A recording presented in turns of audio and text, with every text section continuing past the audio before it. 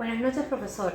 En esta ocasión les voy a hablar sobre la responsabilidad civil y medidas provisionales y las breves anotaciones de la propuesta de la reforma del Código Civil.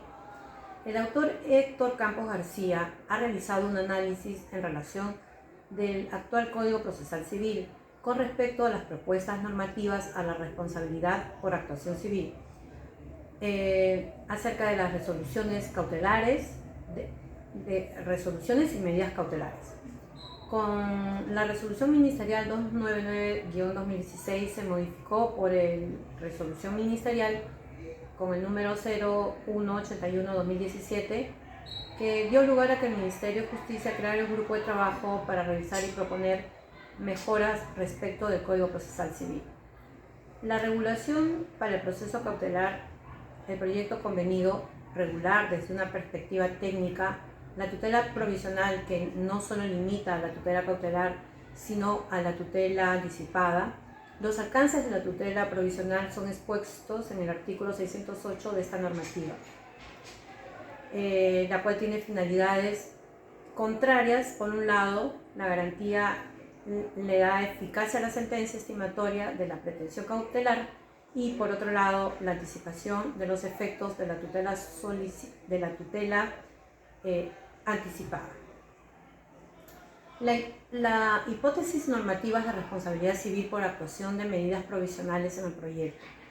La primera es la responsabilidad del solicitante de la medida cautelar por la afectación de la esfera jurídica del demandado, si la medida cautelar se pidió en el ámbito de la reconvención.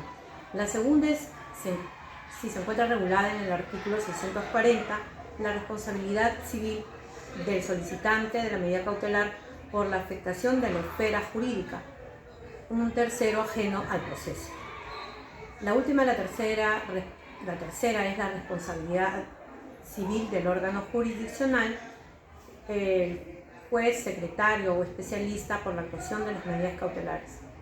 Otro tema de análisis para el autor es el tratamiento normativo de la obligación resarcitoria y de la caución procesal provisional en el proyecto regulado en la normativa 642 hasta la 645.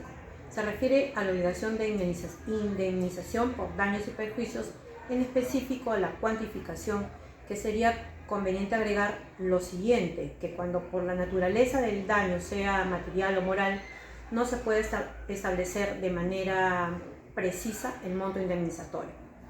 Para finalizar, la propuesta de reforma del artículo 10, responsabilidad de las partes, sus abogados, sus representantes y los sujetos legitimados, se refiere cuando las actuaciones procesales se hayan realizado de mala fe o contraria a la buena fe procesal, el cual puede tener sanciones de multas no menor de 10 ni mayor de 100 unidades de referencia procesal. El proyecto de reforma 634 de medida provisional y sentencia desfavorable se refiere cuando la responsabilidad civil del beneficiado es subjetiva de conformidad con el Código Civil. La responsabilidad civil del juez y del especialista se regula por lo previsto en el presente Código. La propuesta de reforma 637, responsabilidad. Al momento de establecer la responsabilidad, el juez establece la condena de costas y costos, también con una sanción pecuniaria no menor de 50 ni mayor de 100 unidades de referencia procesal, en el caso que el solicitante actúe de mala fe. Propuesta de reforma del Código Procesal Civil, artículo 638, procedimiento. El monto indemnizatorio debe justificarse en los medios probatorios ofrecidos si el daño es material o moral. El monto indemnizatorio lo establece el juez en base a un criterio equitativo. La propuesta de reforma del Código Procesal Civil, artículo 640, responsabilidad por afectación del bien de tercero. En caso exista daño a un tercero ajeno al proceso, podrá solicitar la indemnización por daños y perjuicios en virtud del artículo 637 y 638 del mismo artículo mencionado. La propuesta de reforma de caución dice que la caución es una garantía específica del pago de la indemnización por los daños y perjuicios que pudiera causar la medida provisional.